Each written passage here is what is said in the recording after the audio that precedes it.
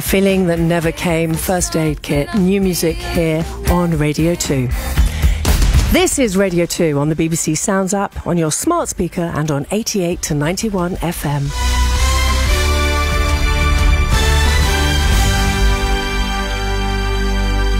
BBC News at 10 o'clock. This is Anthony Birchley. Rishi Sunak says the government is willing to talk to health unions about reasonable pay demands. Union leaders are due to meet the Health Secretary, Steve Barclay, tomorrow ahead of a new round of strikes. Speaking on the BBC's Sunday with Laura Kuenssberg, the Prime Minister stressed the government had followed the recommendation of the independent review body for this year's deal, which unions have rejected. In this instance, the government, across the board, has accepted the recommendations of independent bodies when it comes to pay. In many cases, those settlements and recommendations were higher than what was happening in the private sector, higher than what government had initially suggested, but it accepted them in full. The leader of the Royal College of Nursing, Pat Cullen, said she saw what she called a chink of optimism from the Prime Minister, but she said that he needed to talk about pay for this current financial year to avert strike action. Prince Harry has revealed that he cried only once over the death of his mother, Princess Diana, in 1997. In an ITV interview airing tonight to promote his new book, the Prince says it was when she was buried. There's been little progress in efforts to get more people to take part in sport and physical activity in England, according to a report from an influential group of MPs.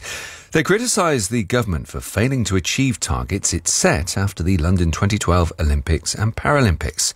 The Paralympic gold medalist, Ollie Hines, says there are other legacies from the Games. Parasport was very much looked at people with disabilities taking part in sport, whereas I think London, the public got to see that it's world-class athletes overcoming their disabilities and their impairments. And I think London 2012, better than any Games has done, kind of put that on a pedestal and kind of showed that to the world. There have been some emotional reunions at airports in China after the country reopened its borders for the first time since the start of the COVID pandemic.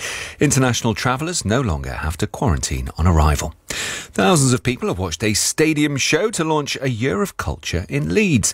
The city is staging its own 12 months of events after Brexit meant it couldn't bid to be the European capital of culture. Leeds-born singer Corinne Bailey-Rae was among the artists at the concert. All artists, we're all sort of in on it together, we're all makers.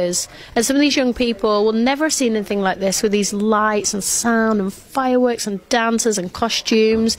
You know, normally you'd have to pay like 90 quid to see a show like this. It's a free show, and it's here right in Leeds, and it's just the start of, you know, this year of culture. The Hollywood star Ryan Reynolds says he's totally speechless after Wrexham's shock win over Coventry in the FA Cup yesterday. The Deadpool actor, who owns the Welsh club with fellow actor Rob McElhenney, posted, "What a club, what a town, what a win." The weather. It'll be windy with rain for Western Scotland and Northern Ireland. A band of heavy showers will push eastwards across England and Wales. That's the latest BBC News. It's 3 minutes past 10. Anthony, thank you very much.